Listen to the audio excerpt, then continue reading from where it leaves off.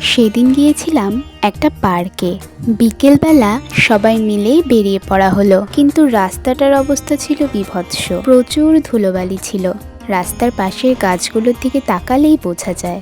তার ওপর যদি এরকম একটা গাড়ি পাস করে তাহলে তো আর কিছু বলার নেই। যাই হোক, পৌঁছে গেলাম পার্কে।